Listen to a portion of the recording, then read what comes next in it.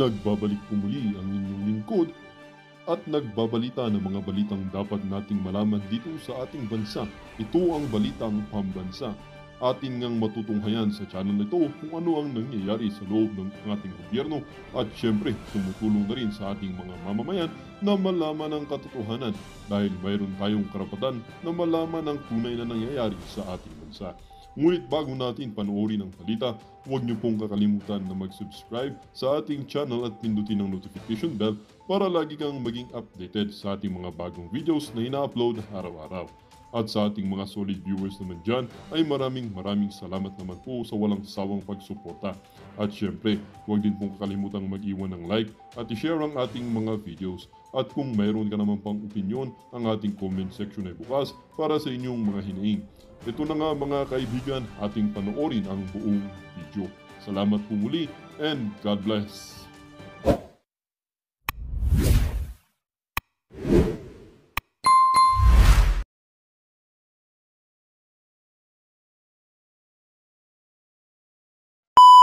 Isang like at isang subscribe at para sa mga gustong magkaroon ng Attorney Vic Rodriguez number 56 Cup, ano pa ho bang hinihintay nyo?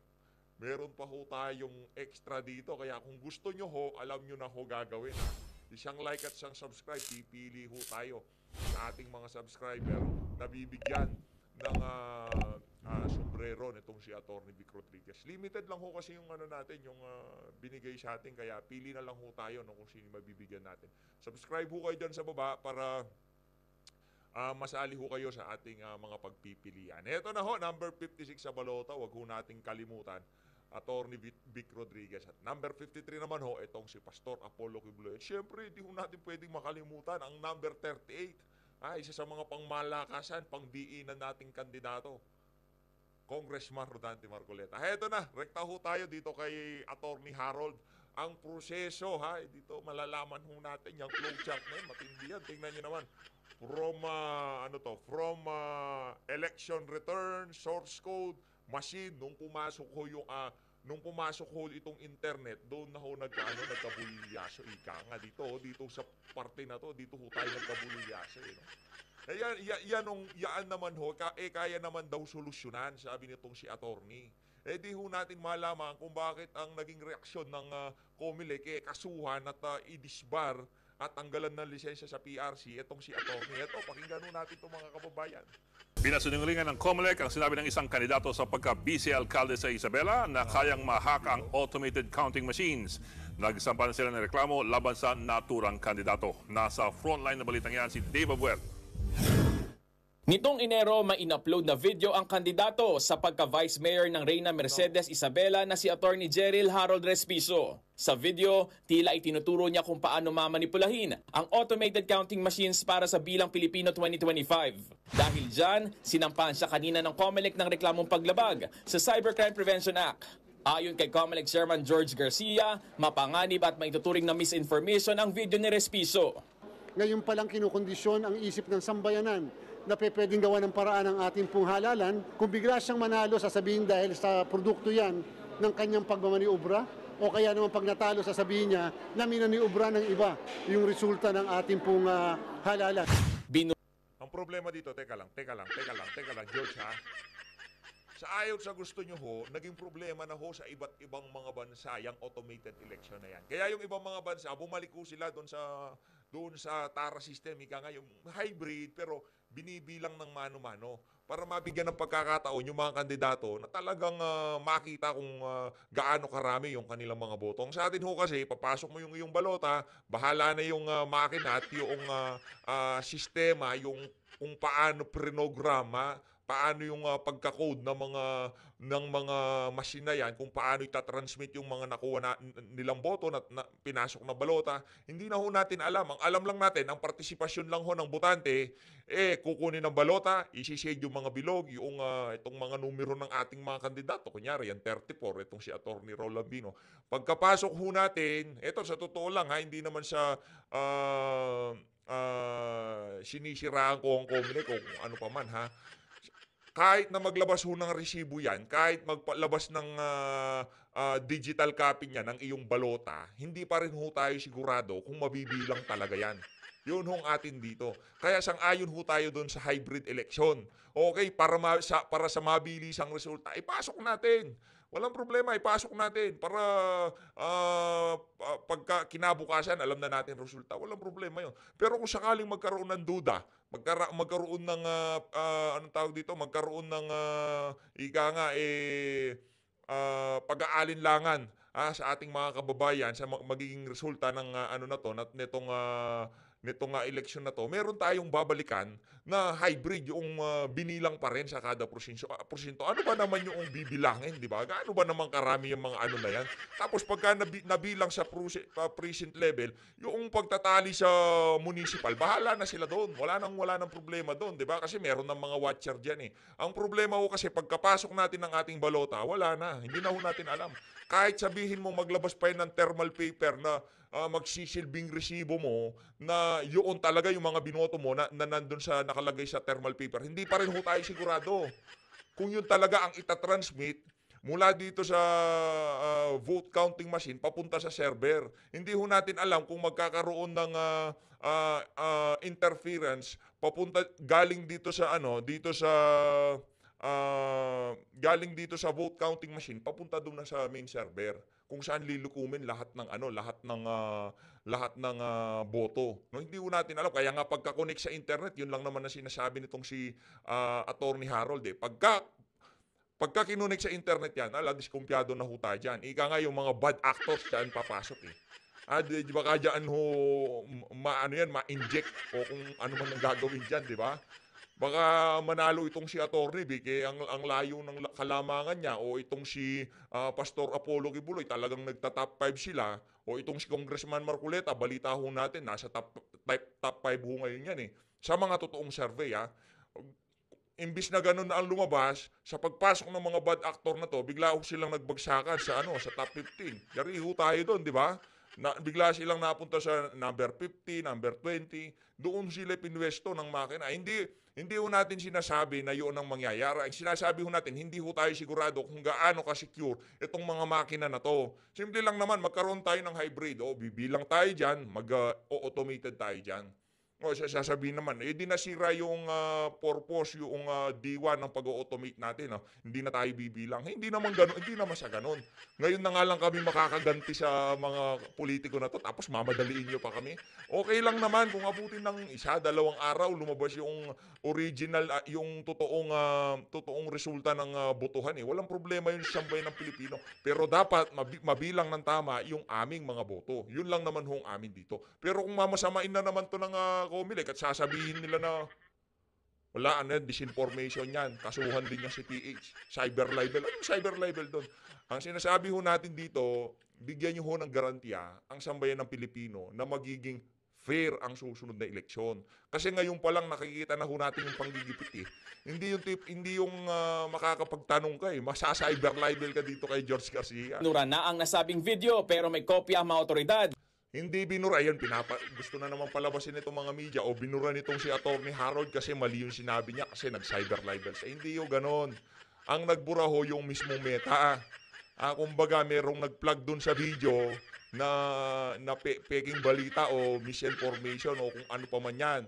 O kung ano pa man yung itinag nila dyan sa video na yan. Pero yung si Attorney Harold, di niya binura, yun ang malinaw, okay? Para magamit na ebidensya sa isinampang reklamo. Bukod sa disqualification case, balak din ng Comelec na ipadisbar at tanggalan ng lisensya si Respiso sa pagiging accountant. Depensa naman ni Attorney Respiso, ginawa niyang video para ipakita sa publiko ang kahinaan ng ACMs bilang isa rin daw siyang IT expert. Pwede raw kasing mabago ang resulta ng botohan bago ang printing ng election results. Kapag bumoboto ka sa voting machine, yung internet pwedeng gamitin ng hacker para baguin yung resulta ng eleksyon kapag corrupted yung source code ng makinang iyon. Yun lang ang puntos ko. Mungkahin niya sa Comelec, huwag i-connect ang mga ACM sa internet bago ang printing ng election returns. Paglilinaw naman ng Comelec, hindi kayang i-hack ang ACMs. Iko-connecta lang ito sa transmission device kapag naimprenta at naipaskil na ang resulta ng botohan sa bawat presinto. paano mo siya mababago? Paano mo pwede mapakialman yung results kung ganung alam na ng lahat, watchers, voters, citizens arm, kung ano yung result dahil nakapaskil na yung pangsyam na kopya ng election returns sa bawat presinto. Yan ako yan ang nga ba sinasabi natin. No, ano ho talaga, sa totoo lang, hindi tayo bilib dito.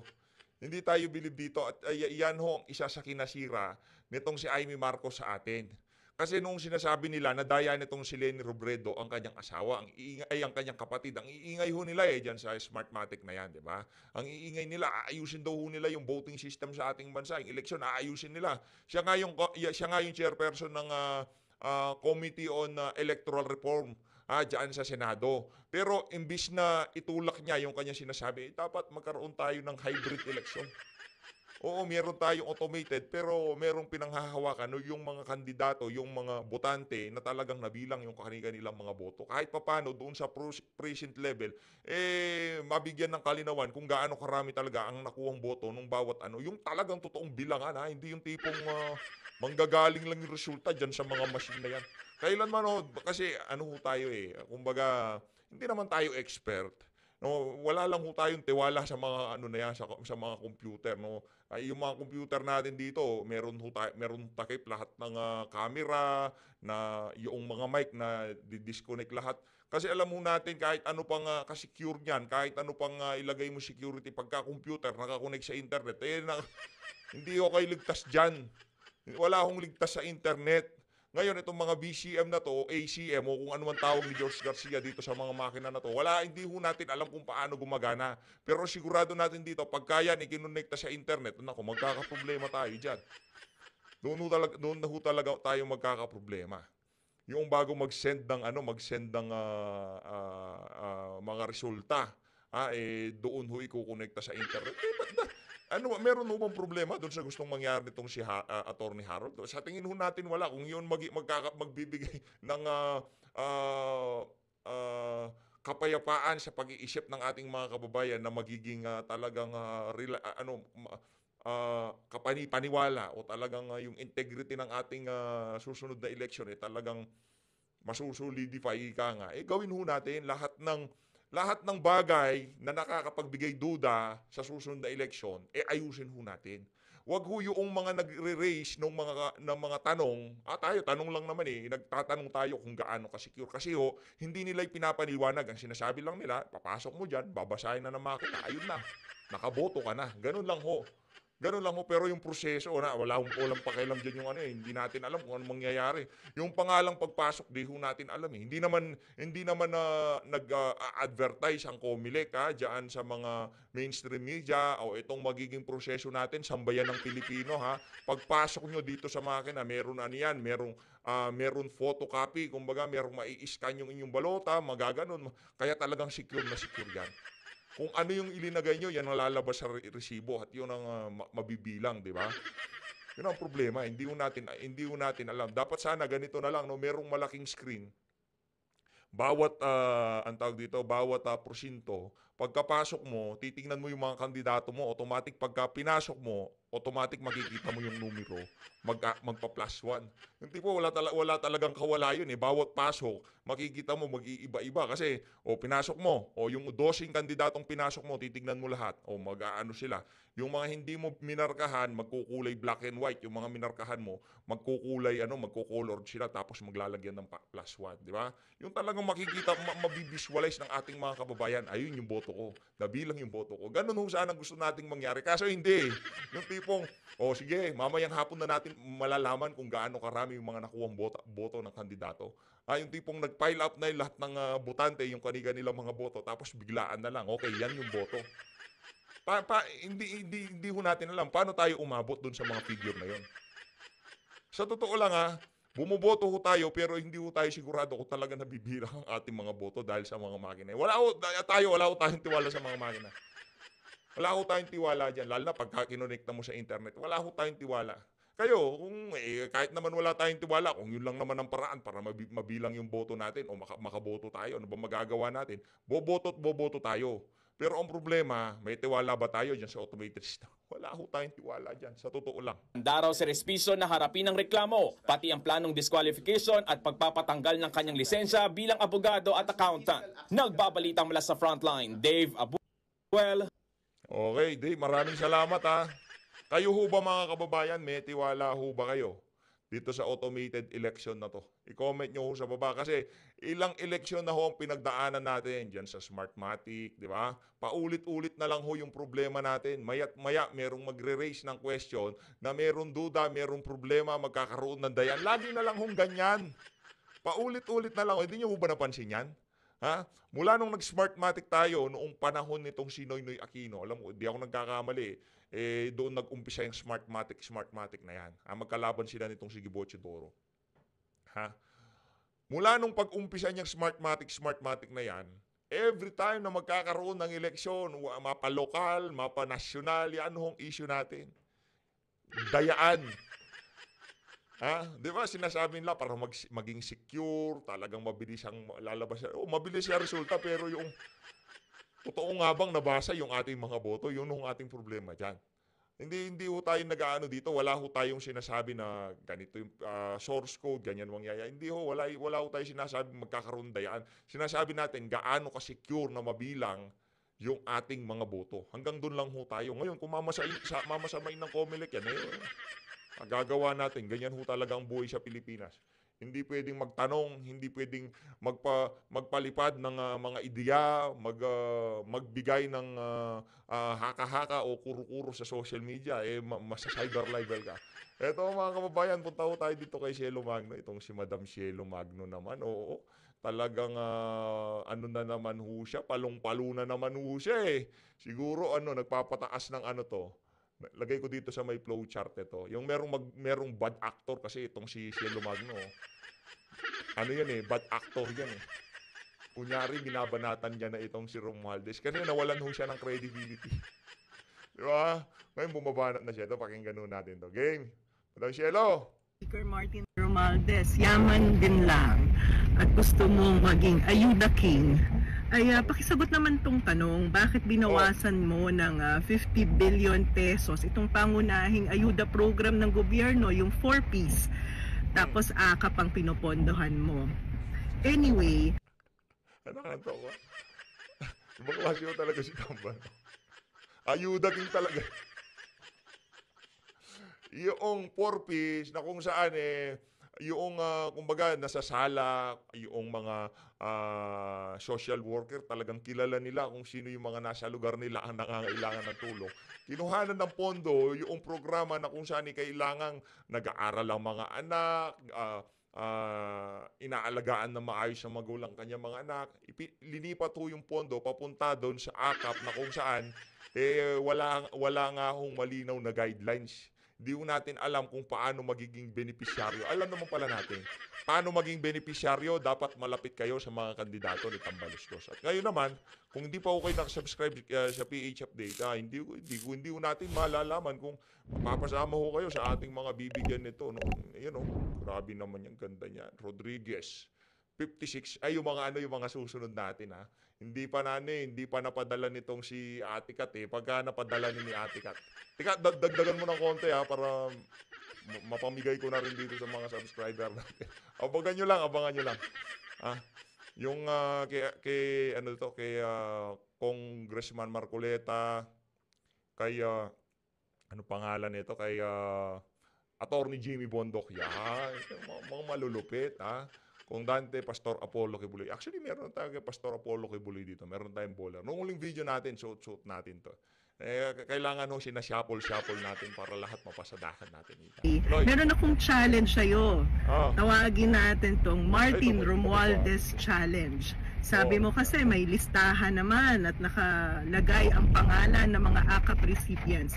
Ilabas natin tong listahan na to, publicly available at makikita online sa internet, no? Tawagin natin tong hashtag ilabas ang AKAP listahan. Alam mo kasi, tax po natin yung ginagamit sa pagpapamudmod ng AKAP program. So kailangan ma-validate natin kung totoo nga bang mga tao gustong tumanggap ng akap ayuda kasi baka mamaya sa listahan na yan, dyan naman natin makita si Cheese Curls. Isa pa, Naku, yan ang nga po sinasabi natin. Diyan naman natin makita si Cheese Curls. Ay, bakit? Dahil saan yan? Dahil doon sa Mary Grace Piatos, ganun. Alam mo naman ang sagot. Yun talaga, literal. Ano yun? Harapang pagnanakaw ang ginagawa nila dyan sa akap na yan. Hindi na ho kailangang ilabas yung listahan dahil wala naman ho silang maibibigay. Maraming maraming question ang riniraise ng DSWD kesyo privacy daw ng mga beneficiaryo. Anak ng tokat, privacy ng mga beneficiaryo. Yung mga beneficiaryo na yan, ipapublish namin mga pangalan nyo, wala mga picture. Pero bibigyan namin kayo, tig 5,000 piso. Siguro pati yung mga kaapu-apuhan, yung kanilang family tree, okay lang ma-publish sa mga kababayan natin sa sobrang hirap ng buhay. Walang problema yan. Privacy. Walang privacy. Ang problema, yung mga beneficiaryo, kung hahalungkatin natin yung mga yan, talagang yaan yung mga malalapit dito sa mga congressman na malapit kay Tambaluslos. Pero ang mas matindi ho dito, baka merong lumabas na pondo, hindi ho tali doon sa mga beneficiaryo. Yun ang problema natin. At malamang sa malamang, yun ho talagang nangyari dyan sa yung mga tumanggap naman ng akap ayuda, sabi ni Speaker Romualdez, 5,000 pesos daw. 5,000 pesos nga ba ang natanggap nyo? Maganda pong ma-validate ito ng buong bayan. So, pakalat po natin tong hashtag na to. Hashtag Martin Romualdez Challenge. Hashtag. So talaga, Shelo Magno. Ano ka rin eh. Yung tipong budulera ka rin eh, no? Hashtag ayuda king. Para saan? Bakit mo ngayon binabanatan? Bakit? Napapasok ka ba kapag sinasabi nila na ba't BP Sara ka lang ng BP Sara? Ha? Marcos Jr. ka lang ng Marcos Jr. Ngayon, nung nawala na ng credibility itong ali na to, dati meron pa naniniwala dyan eh. Nung napansin ng mga kababayan natin, teka lang, Shelo, bakit si BP at itong si Marcos Jr., tao ka ba di tamba? Ngayon, maya, nagkaroon siya ng hashtag Martin Romualdez Challenge. Hashtag Martin Romualdez Challenge. Huwag mo kaming paututan ng ganyan, ha? Walang maniniwala siya. Ilabas ang akap listahan. Hashtag Ayuda King. Nagpapalaki ka ba ng Ay, bistado na ho kasi sila. Yung tipong, itong si Tambaluslos, nanunuwag na ho kasi siya eh. Alam na niya na tapos na itong si Marcos Jr. Tapos na ho si Marcos Jr. Yang ginagawa ho nitong si Marcos Jr. dito sa 2025 midterm election, niya na ho ito para sa security niya na, hindi na para sa pagbabago ng Pilipinas. Para ho ito sa security, sa kanila seguridad ng pamilya Marcos. Hindi na ho yan para mapagpatuloy yung mga, wala na ho. Tapos na si Marcos Jr. Pagkatapos nitong eleksyon na to, lalanggamin na ho siya. Wala nang papansin diyan sa mama na yan. Una sa lahat, hindi ho siya kagaya ni Tatay Digong. Yung tipong patapos na ang termino mo,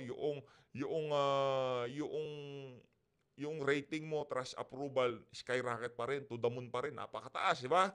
Wala ho siyang ganun. Kaya wala ho siyang baraha para hindi ho siya balikan noong mga politikong kinalaban niya. O di naman ho kaya hindi siya itumba ng mga mismong mga politikong kasama niya ngayon. Yun ho ang wala kay Marcos Jr. Kaya itong susunod na election, di ho ba kayo nagtataka kung bakit palong-palo ho siya sa kakakampanya sa kanyang mga kandidato dyan sa alyansa ng mga mambubudol?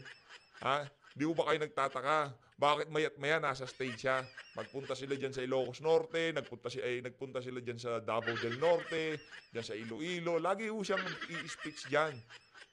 Ano ho yan? Kumbaga, insurance policy niya yung mga yan. Yung mga kandidato na yan. Na pagka nanalo kayo, kayo nang bahala sa akin.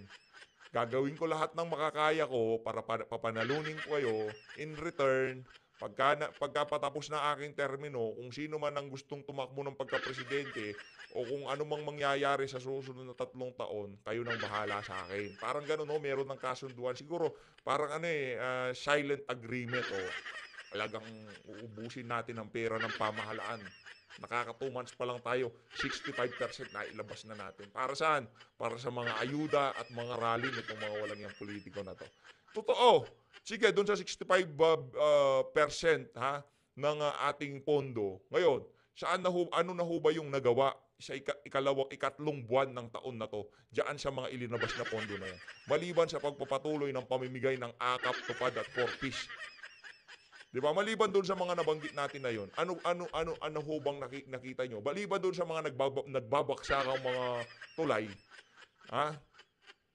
Pagdating ho sa trapiko sa Metro Manila, kumusta naman ho? Di ba? Kaugnay ho sa kaugnay ho sa seguridad, sa issue ng illegal na droga, yung 65% ng pondo sa 2025, ano ho bang naging resulta nun para naging epekto sa buhay ng mga ordinaryong Pilipino? Meron ho ba? Anong toka, oo. Kaya ang sinasabi ko sa inyo mga kababayan, huwag ho kayong basta maniniwala dito kay Cielo Magno. Naku, napakatindi ho niyan. Napaka-notorious ho ng ali na yan. No? Pagka medyo yung tipong nakikita niya na nag-iiba na ang timplada ng publiko sa kanya, yan na ho, binabanatan na ho siya ni Tamba. Kaso ang problema, baka pagka nag-meeting sila nitong si Tamba, alam naman natin si Tamba, baka meron daladalang mabigat na maleta yan. Pagkakausap niya si Cielo Magno, di ba? Mabigat na maleta. Wala na, yung na yan, yung tambalus-lus challenge na yan, at yung ayuda king na yan, wala na yan, mababaon na yan sa limot, di ba? Eto, rekta ho tayo dito. Ito yung mga bagay, ito yung mga survey na pilit hong tinatago ng administrasyon ni Marcos Jr. Kasi naglalabasan ho talaga yung mga kababayan natin na alam na ho nila, mulat na, alam na ho nila yung tunay na nangyayari sa ating bansa. Pakinggan ho natin ito. Ma'am, magandang hapon po. Team Duterte po ba o Team Marcos sa 2025 election? Duterte. Opo. Bakit niyo po nagustuhan yung team ni Duterte? Ay, mas maganda pa. Galing pa rin ang Team Duterte kaysa Team Marcos ngayon. Opo. Naku, wala. Kamusta naman po yung mga presyo ng mga pangunahing bilhin? Katulad po niya, nagtitinda po kayo ng isda. Mas mura po ba yung angkat nyo kumpara sa dati? Ay, sobrang mahal ngayon. Mas mahal po ngayon. Opo. Sana Yan ho, hindi yan trolls. Hindi yan trolls. Sabihin, trolls na naman, dyan ako nagagalit eh. Yung tipong nagtitinda sa merkado tong si Tita, sasabihan nyo siya na trolls. Halimbawa, nag-comment yan sa social media, sinasabi niya na, ay, magaling si Duterte. Mas mura bili panahon ni Duterte. Vendor siya sa palengke. Sasabihin nyo, trolls, ganon. Madam, alam nyo yung mga kagaya nyo, madam, yung naka-Mickey Mouse na damit. Madam, alam nyo, tawag nila sa inyo pag nagko-comment kayo sa social media. At namimiss nyo yung pamumuno ni President Duterte. Tawag ho nila sa inyo, trolls. Yun ho ang katotohanan doon. sabi ng 20 na bigas. Lalong triple pa ang bigas, no? Ma'am, nakakatanggap din po ba kayo ng ayuda? Katulad po ng AX, tupad? Wala, ang nakakatanggap yan. Mayroon ng tupad, pinipili lang yan. Pinipili lang ng tupad? Oo, di ba Ako po. nag-fight? Opo. Kumusta naman yung dito? Maliit, yari tayo dyan, Romualdez. Ito bang si Tita, hindi ho ba kapos ang kita nito? Hindi ho ba ito pasok sa, sa criteria yung, di ba? Hindi, tingin ko, kapos na kapos ang kita nitong si Tita eh. Tingnan nyo naman ho, namamayat na lang siya sa kakatinda. Tapos, alam ho niya pinipili lang nila yung nabibigyan ng akap, yung mga malapit sa mga politiko. Yari tayo dyan. Sa tingin ko, pagka nakita ito nito si Cielo Magno, i-interviewin niya itong si ate. Parang merong nalalaman no? Merong nalalaman po si ate. Dito ma'am, sa lugar natin, yung droga. Ay, madami. Nagbalikan na naman. Madaming mga adik-adik. Madaming mga malala. Malala, mas malala ngayon. Krimen, ang dami. Opo. May panawagan ka ba ma'am kay Presidente Marcos? Ay, mas mabuti pang bumaba na lang siya kaysa magpatuloy kasi na wala naman siya nagagawa. Patuloy lang naghihirap ang ating bansa. Mga taong bayan, ganyan. Imbis na umangat ang buhay, wala lalong hirap. Grabe naman yan. Shoutout sa Malacanang ha. Yan ho ang pananaw ng ating mga kababayan sa pamumuno ni Marcos Jr. Pagka tinanong sila, Ano ho ba sa tingin nyo ang dapat gawin ni Marcos Jr.? Bumaba na siya, lalo lang tayo naghihirap. Buisit na bangag yan. Troll, yan. Yan ho ba ang mga troll? Yung mga troll, yung merong handler, hindi nagtitinda sa palengke. Tingin ko itong si Madam, subscriber din natin. Pabor po ba kayo na i-impeach si Vice President Inday Sara Duterte? Gusto po nilang tanggalin sa pwesto? Ay, hindi. Bakit, Hindi ma'am? ako pabor. Kasi tinatanggal nila yung magandang ginagawa. Kasi gusto nila walang kukontra eh. Yung Kaya, saludo, palakpakan natin to si ate. Ayos, ayos. Salamat po, ma'am. thank you po. Boto niyo. Team Duterte, Team Marcos po. Ito. Yung napupusuan niyo lang, kuya. Parang ano to, parang matalino ata. Sa akin? Papa. Ay, kaso iba yung ano nito eh. Iba yung tabas ng pagmumukha eh. Tignan nyo naman ho mga kababayan eh. Kasi pagkayang ganyan yung kontur nito, ito yan. Pagkayaan niya medyo nakaganyan yan. Medyo ano na tayo. Di pa natin naririnig tong sagot ni Kuya pero ano ha, wala naman sa ano yan kumbaga pero itong tabas ng pagmumukha niya meron mo tayong question. Dati naman yung ngayon.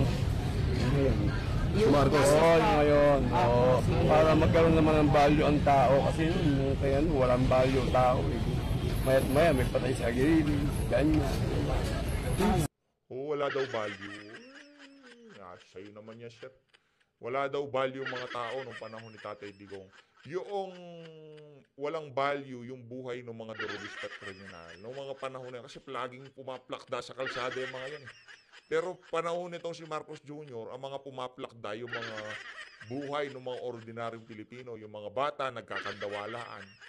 Walang value yung mga okay lang na, para dito kayo sir, okay lang na yung mga ordinaryong Pilipino, yung mga manggagawa, paggabi umuuwi, yung mga babae, mga batang nawawala, pagka natatagpuan, pinuputulan ng kung ano-ano sa katawan, okay lang yun sa kanya na mangyari.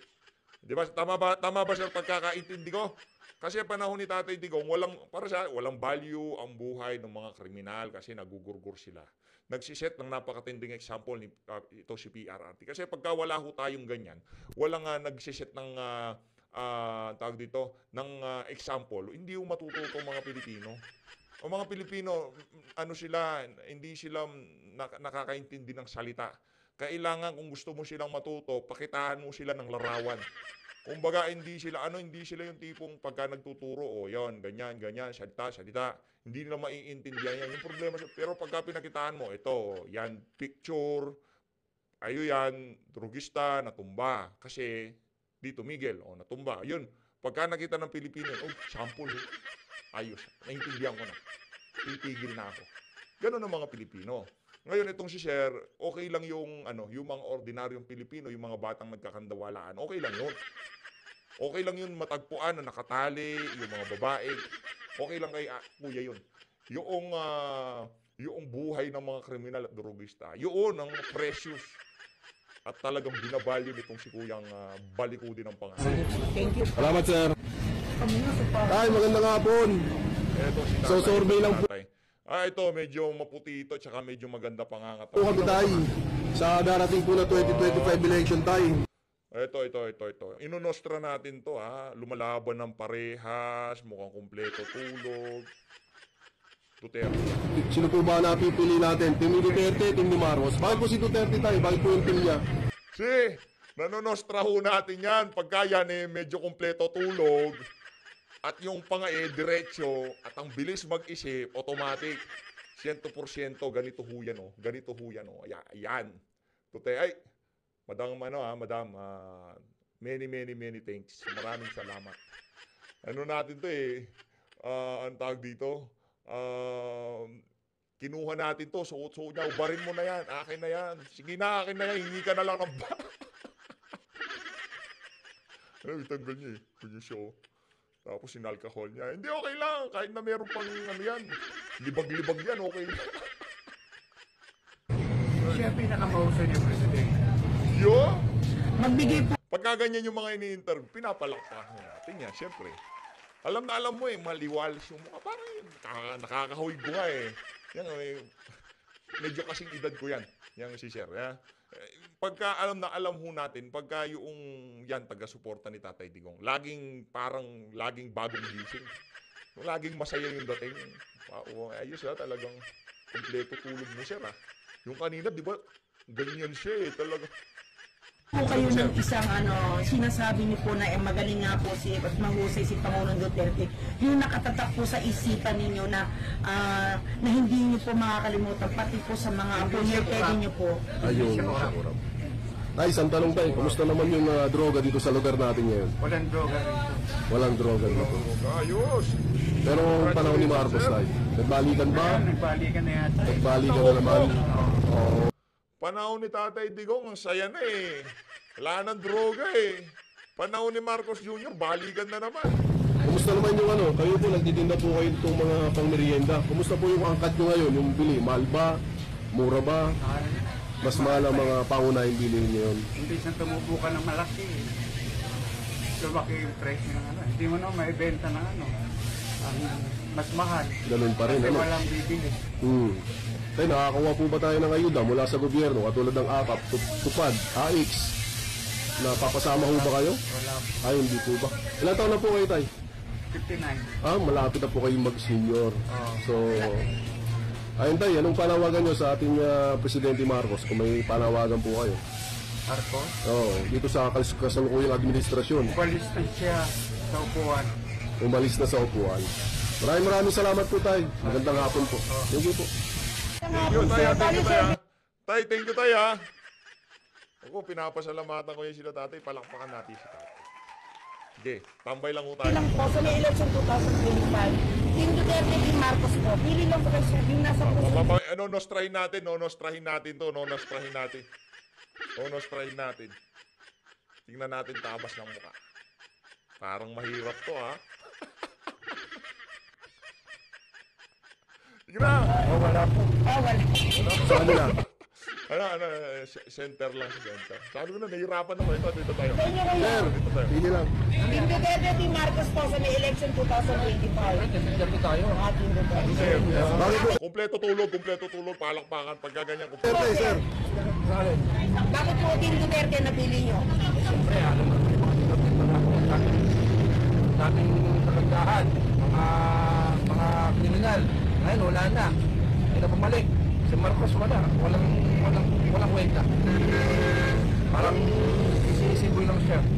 Kahit yung Duterte, kahit hindi pa alam mo paano mangyari mo. Diba? Kahit sino ka, kahit polis ka, pinapala ka ni Duterte, tinatawag ka. Eh Marcos, ang ginawa ngayon, puro lang sa mic. Pagkukuha mo lang, papunta na. Diba? Pati ba sa mga TV? Duterte, pag makita ka, mumurahin ka na. Kahit mumura yun, pero okay, kapangalan niya ngayon. Yun lang yun. Ang nato sa inyo, may Salamat, sir. Okay, sir. Sir, survey lang, sir. Sa may election 2025, kanina team ang susuportin nyo po? Team Duterte, Team Marcos po. Kanina po? Team Marcos po. Okay, ma'am. Sa inyo, ma'am. Team Duterte, Team Marcos po. 2025. Kanina pong team ang susuportin nyo? Team Duterte, Team Marcos po, ma'am. Ito lang po. Team Marcos. Team Marcos. Bakit po Team Marcos, ma'am? Bigyan niyo po isang dahilan lang, ma'am. Bakit Team Marcos? Team Marcos ito. Marami ka bang kaibigan, ma'am? Marami ka ba, ma'am, kaibigan na na pumlakda sa kalsada ang panahon ni Tatay Digong? Kaka-TikTok mo yan. Tigilan mo kasi kakascroll ng kakascroll. Wala ka nang ginagawa. Mag-exercise ka. Pambihira talaga tong si ate. Mag-jogging ka. Tigilan mo muna, kakanood mo ng kung ano-ano sa kaya hindi mo alam nangyayari sa Pilipinas eh. Wala, yun lang po yung nakikita ko mas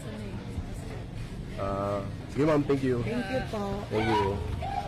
Yung napupusuan nyo? Team Duterte o Team Marcos lang, ma'am. Pili lang kayo. Kaninong team? Duterte. Sir, kayo, sir. Magandang hapon, sir. Sir, Team Duterte, Team Marcos. Team Marcos. Ayan, dito sa kabila. Thank you, mama. Sir, interview lang, sir. Okay, pasok tayo. Pasok kami, sir. Sir, sa 2025 election, sir, sino po ang pipiliin nyo? Team Duterte po ba o team ni Marcos? Ito sir, ang tingin niyo po. Ano po ba sa team na? Silang dalawa. Okay naman, dalawa. Pero dapat may isa. Yan na nga. Okay.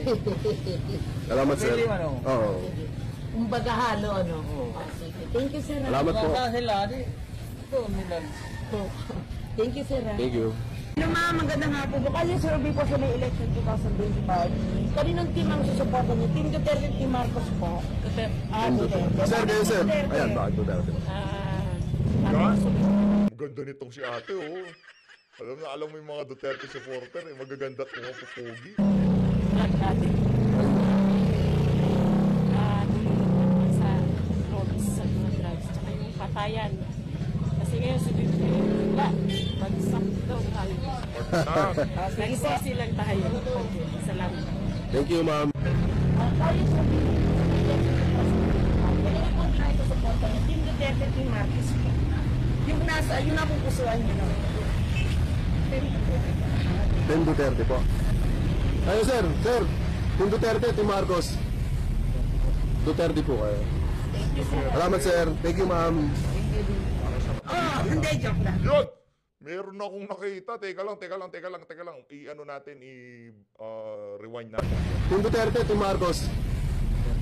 Duterte po kayo. Siyempre. Salamat, sir. Thank you, ma'am. Merong naligaw, oh. Ayun! Ayun ang sinasabi ko. Yan ang sinasabi natin.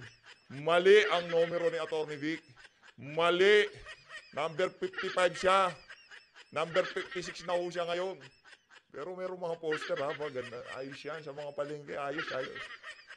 Dapat magkakasunod yan, eh. No? Pagka naglagay na yung mga kandidato natin, isang wall, magkakasunod na sila. Nandun na lahat yung Tatay Digong, nakaganyan siya, oh. Di ba? Kaya ganito na lang dapat, nasa likod sila, tapos nasa harap si Tatay Digong ng gano'n, no? Di ba, yung meron silang gano'ng TikTok. Hindi, joke lang. Ito muna kayo, ma'am. Last na ito si ma'am. Ma'am, sa may election 2025, kanino team ang susuporta niyo? Team Duterte, Team Marcos po. Hindi si Duterte presidente. Ulitin mo sinabi mo, sir. Sandali na siya. Sabi ko, ang naisip ko doon, pandemic, kung hindi si Duterte, kung sino-sino lang na naging presidente, paano niya pakainin yung tao sa Pilipinas? Hindi nila kaya eh, ayuda nga eh, pinipili lang. Pero si Duterte, ako nakatanggap ako ng 2 pesos ng tag 8,000. Kay Duterte. Oh, kasi Pero ngayon kay Marcos, Ha? kay Marcos, nakatanggap ka ba? AX? Ni piso. Wala. Wala. Eh baka Duterte supporter ka, sir. Ano lang yun, exclusive lang yun sa mga aso ni Tambalus. Kayo naman. Duterte. Salamat, Kai. Ma'am, sa may election 2025, kaninong team ang susuportahan niyo? Team Duterte o Team Marcos po? Ito muna kay ma'am. Bakit po Duterte, ma'am? Balik natin dito. Ganda naman ito si ate, oh.